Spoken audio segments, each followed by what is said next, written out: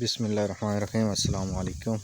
एक नए सेशन के साथ आपकी खिदमत में हाज़िर हैं जी। तो सीमन रखवाने के बाद जानवर को नहलाना क्यों ज़रूरी है, इस पे आज इस टॉपिक पे बात करेंगे। इन दोनों जानवरों को इंसेमिनेट किया है और इंसेमिनेट करने के बाद इनको नहलाया जा रहा है। साथ ही हम नहला रहे हैं। कम से कम एक जानवर को 10 से 15 मिनट तक इसके ऊपर पानी वगैरह डालेंगे।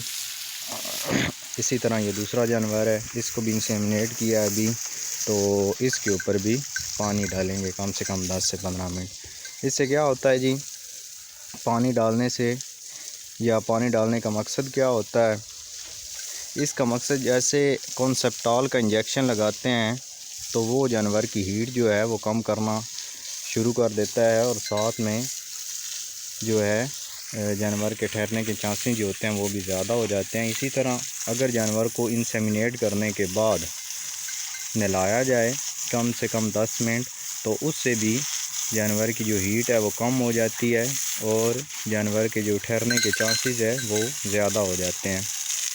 तो इस पर्पस के तहत जानवर को हम जो है वो नहलाते हैं ताकि जानवर की हीट कम हो और जानवर के ठहरने के जो चांसेस हैं वो ज़्यादा हो जाएं। एक पर्पस तो ये हो गया है।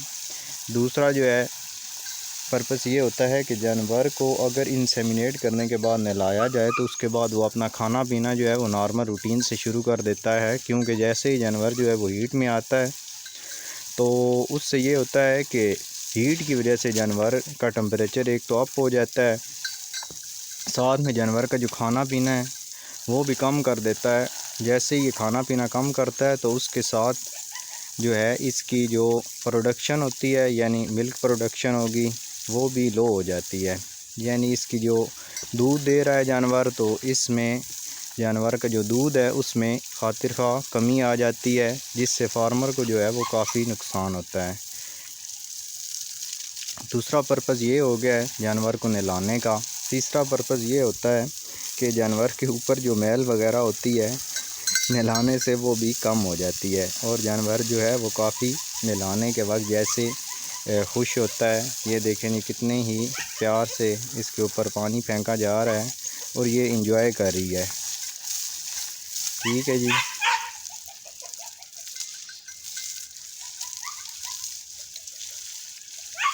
नहलाने से ओवुलेशन का जो काम है वो भी तेज़ हो जाता है। ओवुलेशन जानवर जो है वो जल्दी कर देता है। ओवुलेशन क्या होती है जी, जो जानवर जो है जब हीट में आता है तो जैसे ही वो अपनी हीट ख़त्म करेगा साथ में ओवुलेशन हो जाएगी, यानी वो थोड़ा सा खून फेंकता है, उसकी ओवरी से जो अंडा है वो रिलीज़ हो जाता है। और अगर साथ में आपने साथ ही जो है वो सीमन रखा हुआ होगा तो जानवर जो है उसकी साथ नहला देंगे, ओवुलेशन हो जाएगी तो जानवर के जो है 100% ठहरने के चांसेस होते हैं। तो एक तो पर्पज़ ये होता है कि ओवुलेशन के जो चांसेस हैं उसको बढ़ाने के लिए, जानवर की जो हीट है उसको कम करने के लिए, जानवर का जो खाना पीना है उसको बेहतर करने के लिए, और साथ में प्रोडक्शन जो है मिल्क प्रोडक्शन उसको बेहतर बनाने के लिए जानवर को नहलाया जाता है। ये मकसद होता है जी।